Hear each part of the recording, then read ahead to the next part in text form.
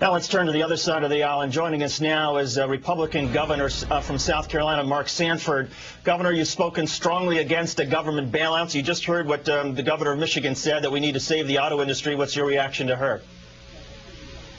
Well, I don't begrudge her. I mean, she comes from Michigan, and therefore she's watching out for folks that are there in her home turf.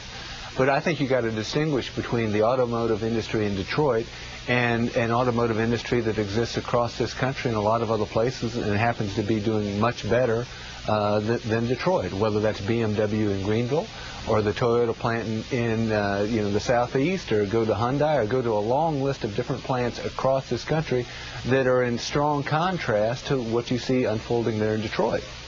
Well, Governor, let's take that very point. I mean, what the federal government wants to do is essentially give some help to Detroit. Isn't it true that South Carolina gave some incentives, gave some help to BMW for that plant that is now employing 4,500 people in Greenville, Spartanburg?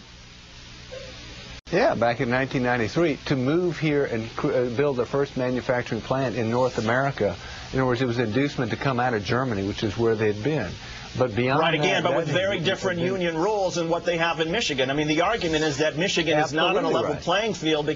But again, you gave them some incentives. You essentially undercut the unions by bringing these jobs to South Carolina. And the argument is that you want the Detroit automakers to fail because that would be good for business for BMW, a company that has a big plant in your state. How do you respond to those criticisms? No. I don't want anybody to fail. And my interest is, as an American taxpayer, at the end of the day, my wife and I have 4 boys.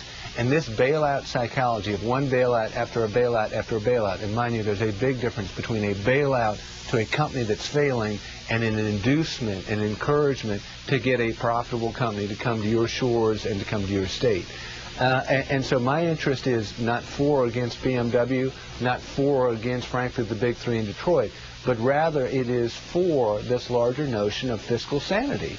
We've got $52 trillion of accumulated liability at the federal level, and the idea of stacking more debt on top of more debt as a way of solving a problem that was created by too much debt, to me, is nonsensical. I would also say this: if you do not go the bankruptcy route, and the restructuring that comes with that, at the end of the day, the American taxpayer is going to be the sucker at the birthday party in this, quote, bailout of the big 3, because without bankruptcy, you never end up as a preferred creditor. We will be subordinated to a whole bunch of other creditors in the, quote, loan, but what will prove to be bailout of the big 3 in Detroit. But, Governor, doesn't bankruptcy suppose that people would continue buying cars just the way people have continued buying airplane tickets on United, which declared bankruptcy? I mean, here's the latest poll from CNBC. Would you buy a car from an automaker in bankruptcy? 52% say no, 7% say yes, 11% say not sure. How can the auto industry possibly survive in bankruptcy when half of the public wouldn't buy a car from a company that's bankrupt?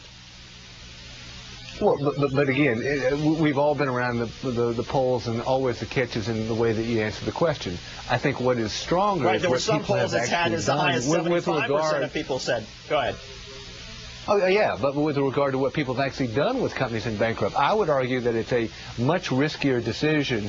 You're going to plunk down some cash on a car, or you're going to put your life in jeopardy when you get on a United Airlines flight. And in fact, overwhelmingly, what people did post-bankruptcy with United Airlines was to get on the flight. They're doing that most recently here with Circuit City, which, again, filed Chapter 11, filed bankruptcy. People are still going and buying Christmas presents, which is not the same. But when you actually talk about getting on a flight wherein you, quote, risk your life, and yet people choose to make that investment decision, it says to me that somebody asked a question wanting to get a certain answer with regard to what they would or wouldn't do with the big 3. Right, except Governor, as you know, there are different issues in terms of safety that govern the airlines and the automotive industry. And the fact is, it's a much bigger expense when people think about buying a car than buying any one particular airline ticket. In any case, Governor Sanford, good of you to join us tonight. You're a very effective advocate, and certainly a lot of things going well for you in South Carolina. And thanks for joining us tonight. My pleasure. Thank you very much.